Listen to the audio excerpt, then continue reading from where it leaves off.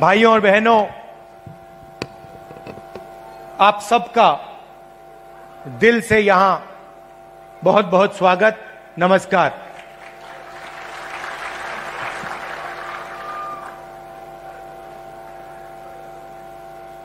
संदीप दीक्षित जो शीला जी के बेटे हैं, वो एक पॉडकास्ट, आजकल पॉडकास्ट चलती है ना, वो एक पॉडकास्ट बनाते हैं। तो उन्होंने मुझसे कहा कि मैं उनके पॉडकास्ट पे जाऊं। बातचीत होती है, वीडियोग्राफी होती है, फिर उसको मतलब YouTube पे डाला जाता है। तो मैं गया और उन्होंने मुझसे सवाल पूछा कि आपके परदादा नेहरू जी क्या थे? प्रधानमंत्री थे, नेता थे, स्वतंत्रता के लिए लड़े थे। आपके मुताबिक आपके परदादा क्या थे और आप उनसे क्या सीखे? कमरे में नेहरू जी की फोटो थी,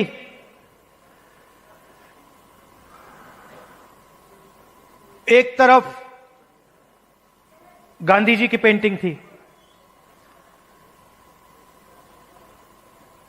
और मैंने सोचना शुरू किया कि मेरे जो परदादा नेहरू जी थे वो असलियत में क्या थे। और दोनों फोटो को मैं देख रहा था और मेरे दिमाग में बात आई कि ये दोनों जो लोग थे, जवाहरलाल नेहरू और महात्मा गांधी, ये दोनों सच्चाई से मोहब्बत करते थे।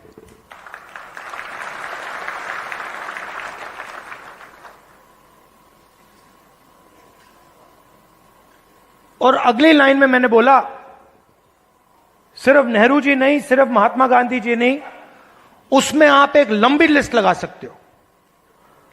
उसमें आप अंबेडकर जी को जोड़ सकते हो, उसमें आप, ये लाइए जरा फोटो, उसमें आप इनको भी जोड़ सकते हो। और ये फोटो अभी मैंने देखी थी, मुझे बहुत अच्छी लगी। क्यों अच्छी लगी बताइए?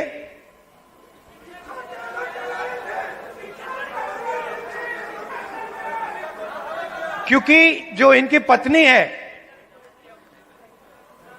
और इनके बीच में समानता है, रिस्पेक्ट है। ये देखकर ये पता लग रहा है कि रिस्पेक्ट है। तो ये सब लोग, और आप हजारों साल पहले शुरू कर सकते हैं।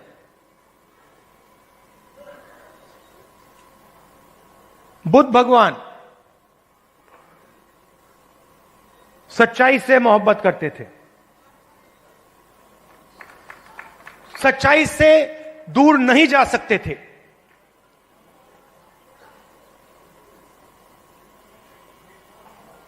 गुरु नानक, कबीर, बसवना, नारायण गुरु, लिस्ट है।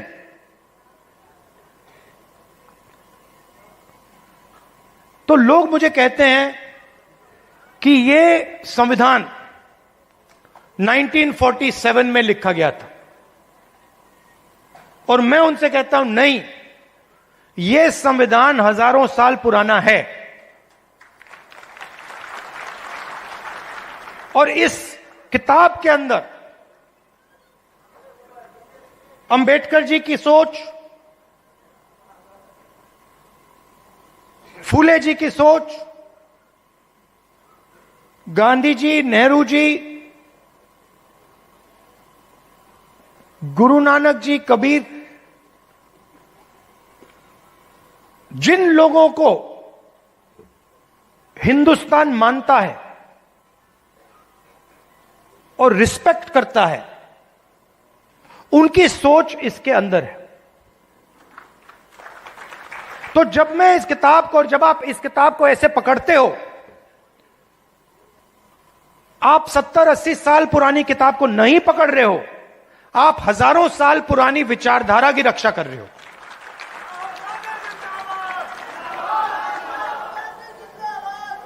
और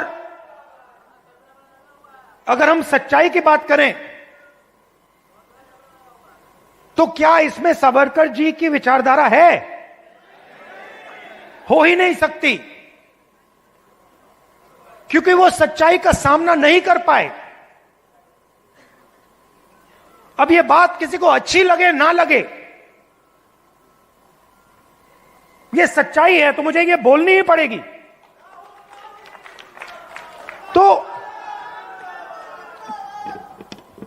तो कॉन्स्टिट्यूशन हिंदुस्तान की सच्चाई का रक्षक है, और जो हजारों सालों का जो विजडम है, जो हिंदुस्तान के लीडर्स ने, बड़े बड़े महापुरुषों ने इस देश की जनता से सीखा, वो इसके अंदर है।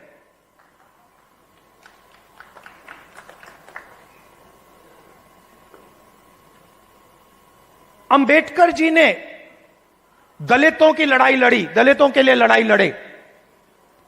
सिखाया किसने?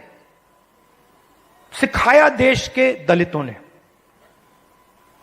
जो देश के दलितों के अंदर दर्द था, उस दर्द को अंबेडकर जी समझे, उस दुख को अंबेडकर जी समझे, उस सच्चाई को अंबेडकर जी समझे, और उस सच्चाई के लिए अंबेडकर जी लड़े। इसीलिए महात्मा गांधी की autobiography my experiments with truth, Mahatma Gandhi की autobiography my experiment with lies नहीं थी, जो शायद मोदी जी लिख पाएंगे। तो सच्चाई की ही लड़ाई चल रही है। और आजकल क्या हो रहा है, सच्चाई बोलना हिंदुस्तान में मुश्किल है, आसान नहीं। आप देख लीजिए, हमारी पॉलिटिक्स को देख लीजिए, पॉलिटिक्स को देख लीजिए, बड़े बड़े नेताओं को देख लीजिए, बोल नहीं पाते हैं। पूरा देश जानता है कि सच्चाई ये है, और बड़े से बड़े नेता चुप हो जाते हैं। ये पूरे देश को दिख रहा है। मगर एग्जाम्पल क्या दिया? बुद्ध भगवान ने, अंबेडकर जी, गांधी जी, इन लोगों ने एग्जाम्पल क्या दिया? डरना नहीं है, जो सच्चाई है वो देश के सामने रखनी है। और यही आप लोग कर रहे हो, यही आप लोग कर रहे हो। आप लोग डरते नहीं हो, आप लोगों को दबाया नहीं जा सकता है। आपके अंदर, खून के अंदर, फूले जी, अंबेडकर जी, गांधी जी, ये सब आपके खून के अंदर हैं, और इनकी विचारधारा आपके खून के अंदर है, मेरे खून के अंदर है, और इसको कोई नहीं मिटाने जा रहा है, कोई मिटा ही नहीं सकता। मैं आपको आज 2-3 चीजें कहना चाहता हूं, मगर मेरी माइंड में एक सवाल है। तो सबसे पहले मैं आपसे सवाल पूछना चाहता हूं, देखना चाहता हूं, आप में से, आपने देखा होगा अमेरिका के राष्ट्रपति ने स्टॉक मार्केट की धज्जियां उड़ा दी हैं, देखा होगा, देखा ना? अच्छा, आप मुझे बताइए, आप में से, इस भीड़ में से कितने लोग स्टॉक मार्केट में पैसा डालते हैं? हाथ उठा के दिखाइए। अब ये देखिए, घूम के देखिए, यहां पे 1% से कम लोग स्टॉक मार्केट में पैसा डालते हैं। 1% से कम। अगर यहां 100 लोग हैं तो एक हाथ उठ रहा है। तो ये स्टॉक मार्केट आपका औजार नहीं है। इसमें अनलिमिटेड पैसे बने, मगर इसका फायदा आपको नहीं मिला।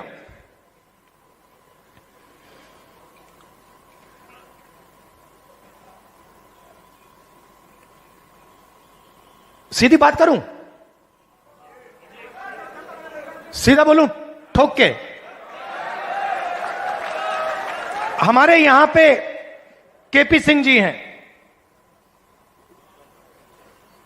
कहां है केपी सिंह जी? आइए आइए। केपी सिंह जी, अब गलत मत मानना जो मैं कहने जा रहा हूं।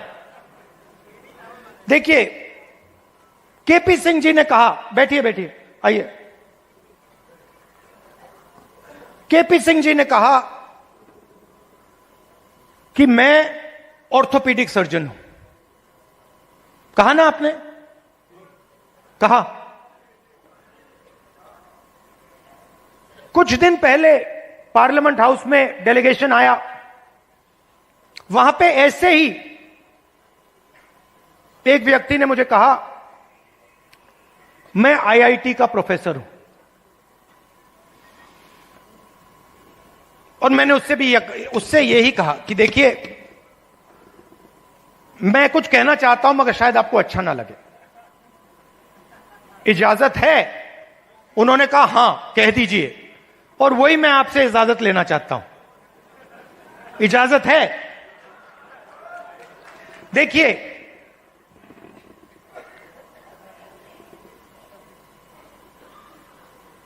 आप में ऑर्थोपीडिक सर्जन की स्किल है, ऑर्थोपीडिक सर्जन की नॉलेज है, ज्ञान है। जो ऑर्थोपीडिक सर्जन होता है वो आप में सब कुछ है, मगर आप ऑर्थोपीडिक सर्जन नहीं हो। क्यों? क्योंकि पूरा का पूरा सिस्टम आपके खिलाफ काम करता है। आप सोचते हो कि आप ऑर्थोपीडिक सर्जन हो,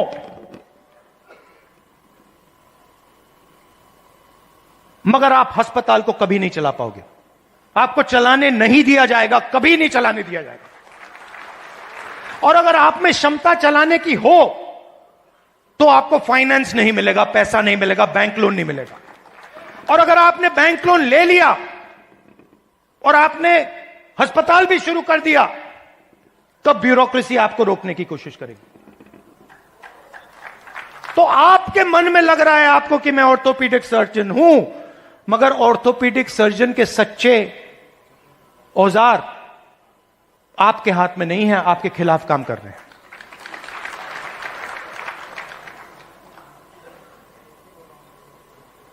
डेलीगेशन में दलित प्रोफेसर ने मुझे कहा कि मैं आईआईटी प्रोफेसर हूं। मैंने उनसे कहा नहीं भैया, आईआईटी प्रोफेसर की पूरी क्वालिफिकेशन आप में है,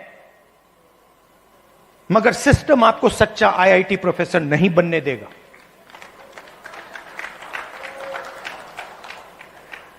और यह सच्चाई आस्ते आस्ते आस्ते आस्ते मुझे बहुत गहराई से समझ आ गई है। इस देश में अगर आप दलित हो, पिछड़े वर्ग के हो, आदिवासी हो, माइनॉरिटी हो, और उसमें मैं महिला भी जोड़ सकता हूं,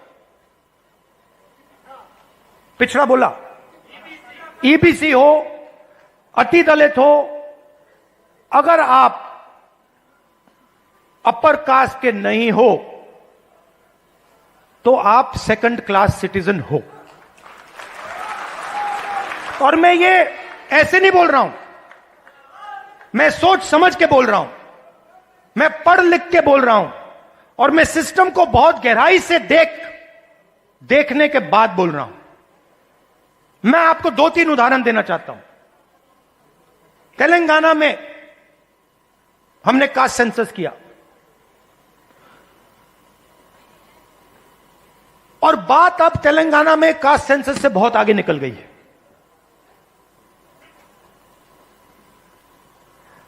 तेलंगाना में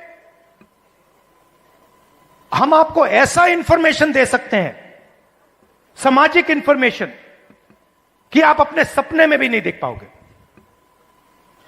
वो कैपेबिलिटी अब तेलंगाना की सरकार के हाथ में है। मैं आपको आज स्टेज से बता सकता हूं कि अगर आप तेलंगाना में देखें और उन लोगों की लिस्ट निकालें जिन्होंने बैंक लोन लिया है, सरकारी बैंक लोन, सरकारी बैंक से लोन या प्राइवेट बैंक से लोन, उस लिस्ट में आपको ना एक ओबीसी मिलेगा, ना एक ईबीसी मिलेगा, ना एक दलित मिलेगा, ना एक आदिवासी मिलेगा। तेलंगाना की सबसे बड़ी कंपनियों की आप लिस्ट निकालिए, उनके मालिकों की लिस्ट निकालिए, उनकी सीईओज की लिस्ट निकालिए। यह सब हम तेलंगाना में अब कर सकते हैं। उनकी मैनेजमेंट टीम की लिस्ट निकालिए, आप हैरान हो जाओगे। मैनेजमेंट में, सीईओ की लिस्ट में, मालिकों की लिस्ट में आपको ईबीसी, ओबीसी, दलित, अति दलित, आदिवासी कहीं नहीं मिलेंगे, है ही नहीं। मैं आपसे नहीं कह रहा हूं कि 5% हैं, मैं आपसे नहीं कह रहा हूं कि 5% हैं, 0 है, 0 है ही नहीं। और आप दूसरे तरफ मजदूरों की लिस्ट निकालो, जो 21वीं सदी के नए मजदूर बने, गिग वर्कर्स, जो उबर चलाते हैं, जो 21वीं सदी की मजदूरी करते हैं, उनकी लिस्ट निकालो। 90% से ज्यादा, 95% दलित, पिछड़ा वर्ग, ईबीसी, आदिवासी, डोमेस्टिक सर्वेंट्स की लिस्ट निकालो। दलित, ओबीसी, ईबीसी, आदिवासी, अति दलित।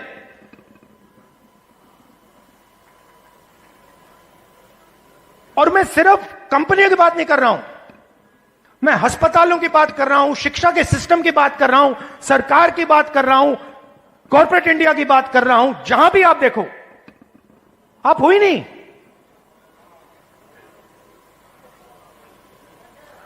और तेलंगाना में अब वो पूरा का पूरा डेटा हमारे हाथ में है, जो नरेंद्र मोदी जी आपके हाथ नहीं डालना चाहता है। इसीलिए आपने देखा कि जैसे ही हमें वो डेटा दिखा, हमने रिजर्वेशन को बढ़ा दिया।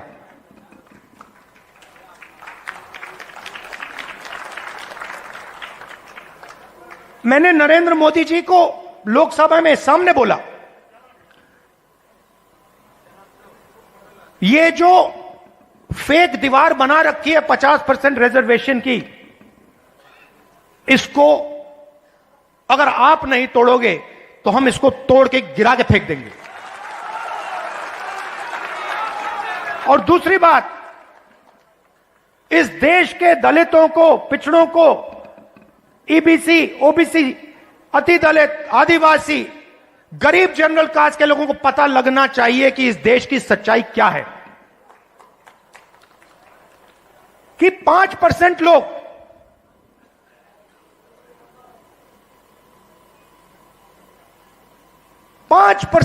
इस पूरे के पूरे देश को चला रहे हैं।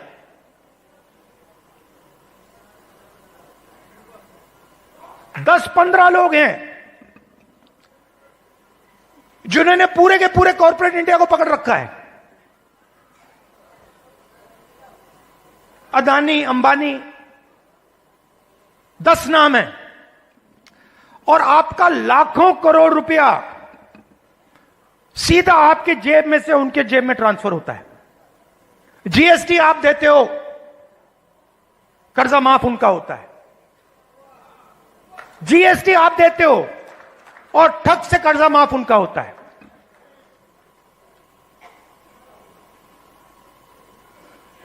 आप स्कूटर में पेट्रोल भरते हो, पैसा उनके जेब में जाता है। आप अपने बच्चों को कॉलेज यूनिवर्सिटी भेजते हो, पैसा उनके जेब में जाता है। आप बीमार होते हो, पैसा उनके जेब में जाता है। तो आप सबको घेर के रखा हुआ है, इसलिए आपसे सांस नहीं ली जा रही है।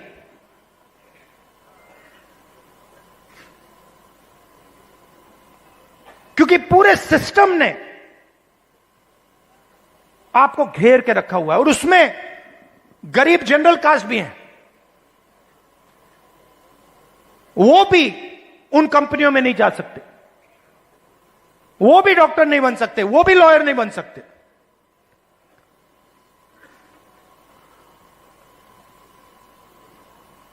मैं छोटा सा उदाहरण देता हूं आपको। सुल्तानपुर में मैं गया, वहां पे चेतराम मोची जी हैं। पता नहीं आपने वीडियो देखा नहीं देखा? देखा था? तो मेरी दोस्ती हो गई उनसे। मैंने गाड़ी रोक दी, मैं वहां जाके बैठ गया।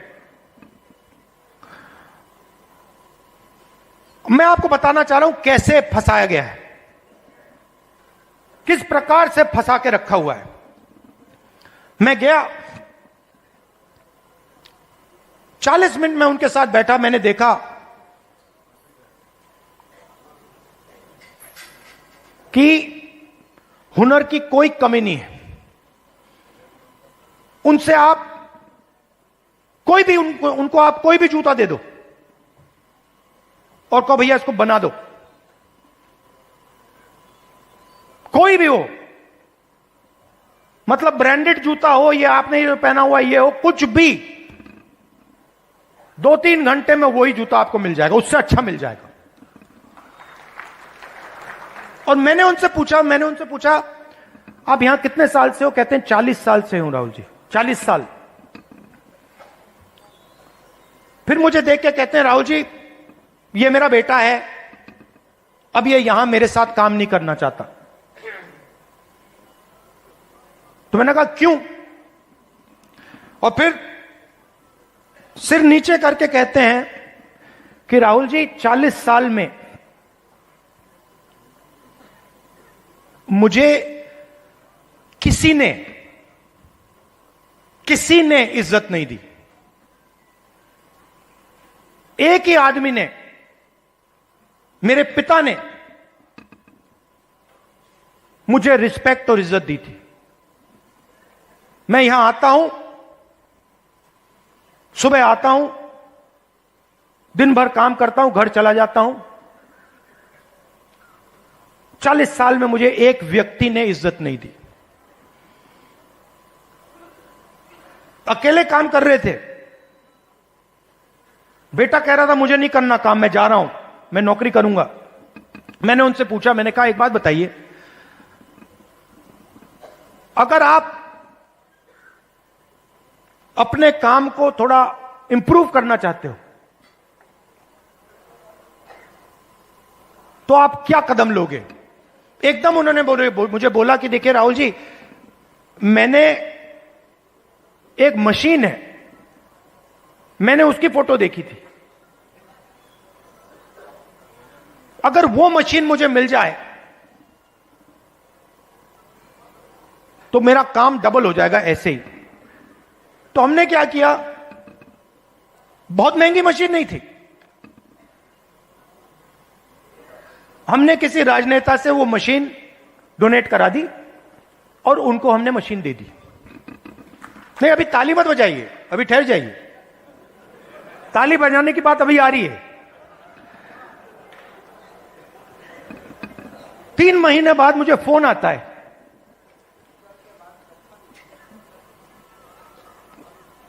चेतराम मोची जी कहते हैं राहुल जी मैं बड़ा खुश हूं, मैंने कहा क्यों? कहते हैं राहुल जी,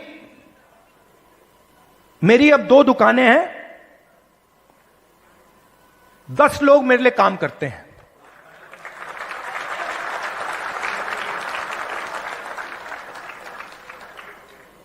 दस लोग मेरे लिए काम करते हैं, मेरी 2 दुकानें हो गई हैं। मुझे लग रहा है इस मशीन से कि मैं 4-5 दुकानें खोल पाऊंगा। अब चेतराम मोची ने मुझे एक और बात बोली। जब मैं उनके साथ बैठा था, मुझे बोला, राहुल जी,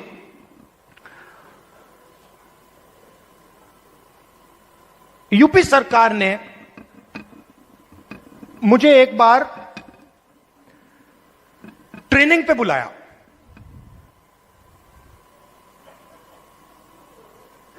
उनकी योजना थी, ट्रेनिंग पे बुलाया। तो मैंने उनसे कहा क्या सीखे?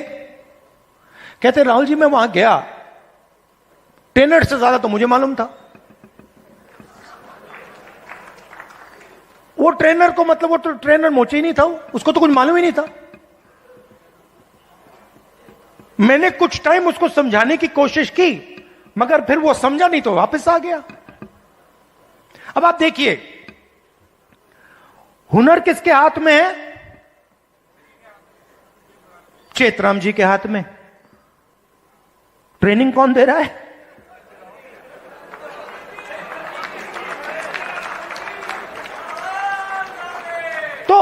तो बात समझिए क्यों? क्योंकि ट्रेनिंग का नेटवर्क कंट्रोल में है। मशीन क्यों नहीं मिल रही? बैंक का सिस्टम कंट्रोल में है।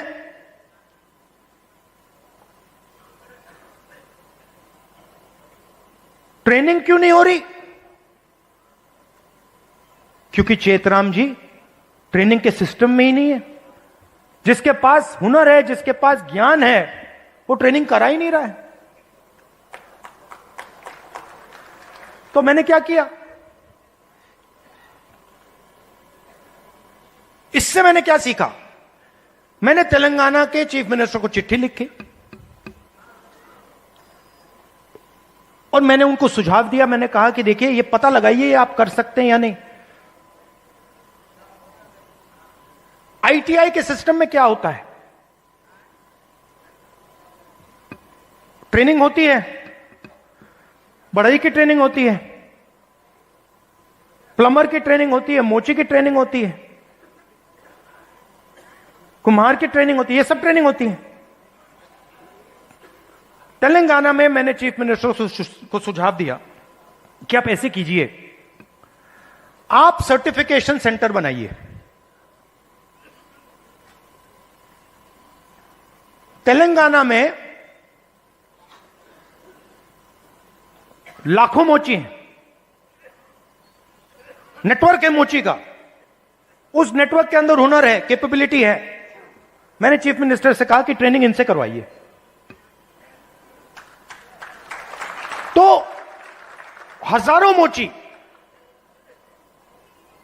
जो गुरु शिष्य की परंपरा है हिंदुस्तान में, हजारों मोची ट्रेनिंग कराएंगे। सर्टिफिकेशन सरकार करेगी, और जब एक मोची ट्रेनिंग करेगा और उसका शिष्य सर्टिफिकेशन पाएगा, तो मोची के बैंक अकाउंट में सीधा सरकार पैसा डालेगी। तो मेरा कहना है, सवाल पूछता हूं आपसे,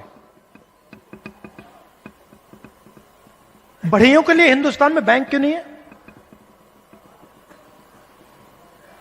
मोचियों के लिए हिंदुस्तान में बैंक क्यों नहीं है? बढ़इयों का अपना ट्रेनिंग सेंटर क्यों नहीं है? हुनर तो उनके पास है। तो जाति जनगणना जो हमने तेलंगाना में किया है, वो विकास के सिस्टम को ही बदलने जा रहा है। क्योंकि हम 21वीं सदी में जी रहे हैं।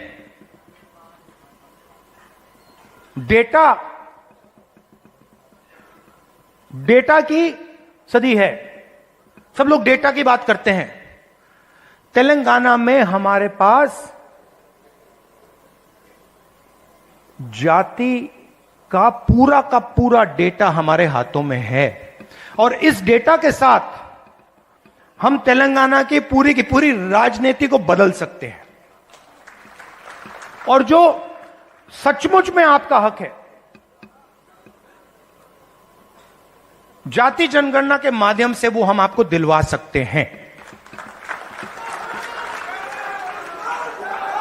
और सीधी सी बात है, बहुत सारे लोग कहते हैं कि भैया देखो, जाति जनगणना नहीं होना चाहिए। मोहन भगवत जी कहते हैं जाति जनगणना नहीं होना चाहिए।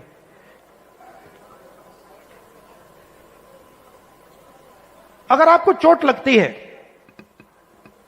आप अस्पताल जाते हो, कभी आपसे डॉक्टर कहता है भैया एक्सरे मत करो। एक्सरे से कोई नुकसान थोड़ी होता है, एक्सरे से सच्चाई पता लगती है। वो ही हम कर रहे हैं। एक प्रकार से हम सामाजिक एक्सरे कर रहे हैं कि भैया सच्चाई क्या है, किसके पास कितना धन है, कौन कहां बैठा है, ब्यूरोक्रेसी में कितने लोग हैं, गरीब लोग कितने घुस पा रहे हैं, कौन सी जात के लोग कहां घुस रहे हैं, कहां जा रहे हैं, किन लोगों को कैसे रोका जा रहा है, ये सब जाति जनगणना से मिल जाएगा। तो ये एक क्रांतिकारी कदम है, क्रांतिकारी कदम है।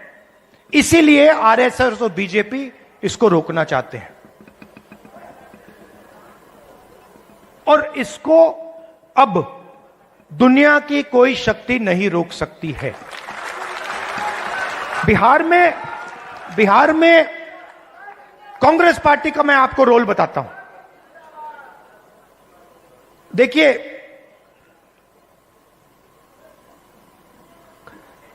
कांग्रेस पार्टी की जिम्मेदारी, गठबंधन की जिम्मेदारी, जो गरीब लोग हैं, जो कमजोर लोग हैं,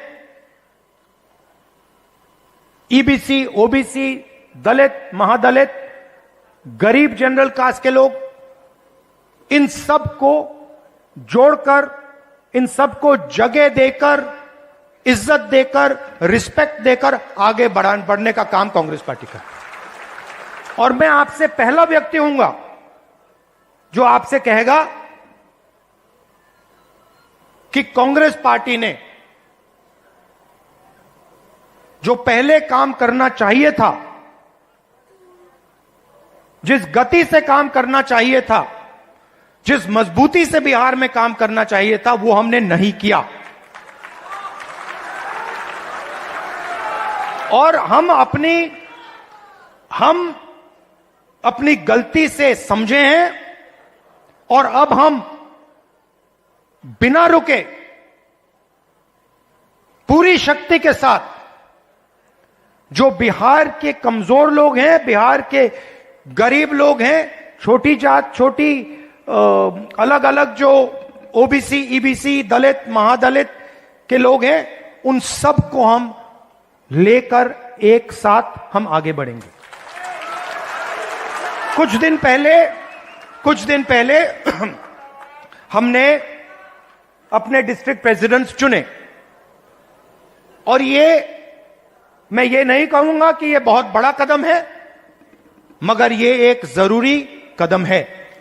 पहले हमारे डिस्ट्रिक्ट प्रेसिडेंट्स की लिस्ट में 2/3 अपर कास्ट के लोग थे। अब हमारी नई डिस्ट्रिक्ट प्रेसिडेंट्स की लिस्ट में 2/3 ईबीसी, ओबीसी, दलित, पिछड़ा वर्ग, माइनॉरिटी के हैं। और अगर आप हमारे वर्किंग प्रेसिडेंट्स को देखें तो यह बात और भी गहराई से हुई है। मैंने और खारगे जी ने बिहार की टीम को साफ बता दिया है कि आपका काम बिहार के गरीब जनता की रिप्रेजेंटेशन का काम है। आपका काम दलितों, ईबीसी, ओबीसी, गरीब जनरल कास्ट, महिलाओं को जगह देने का काम है और आपको यह काम बिना झिझके, बिना डरे यह काम पूरा करना है। हम राजनीति में आपके लिए दरवाजा खोलना चाहते हैं। आपके युवाओं को हम राजनीति में लाकर, आपको हम राजनीति में लाकर बिहार का चेहरा बदलना चाहते हैं।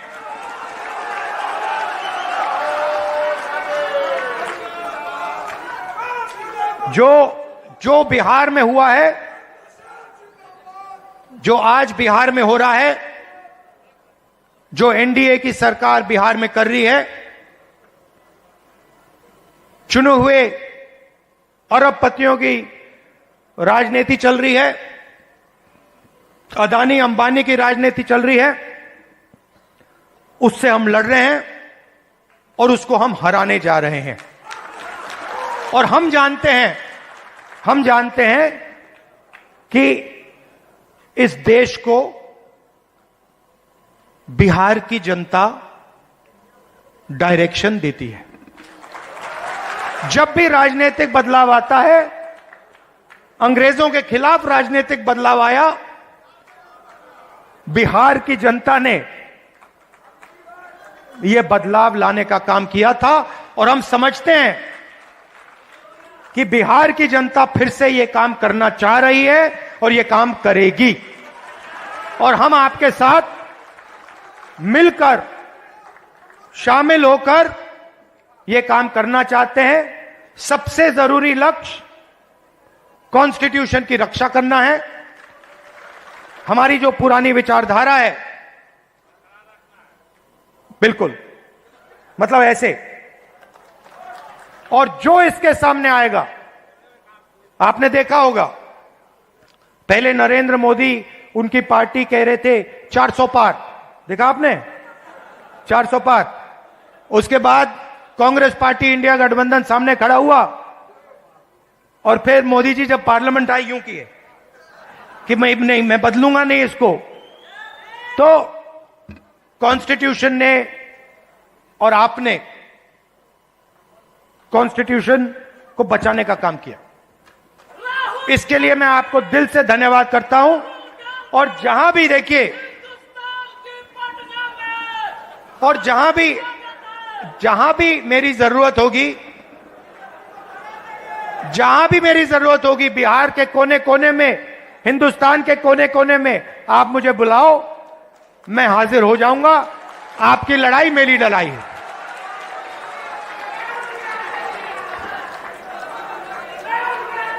दिल से आप सबका बहुत बहुत धन्यवाद। नमस्कार, जय हिंद।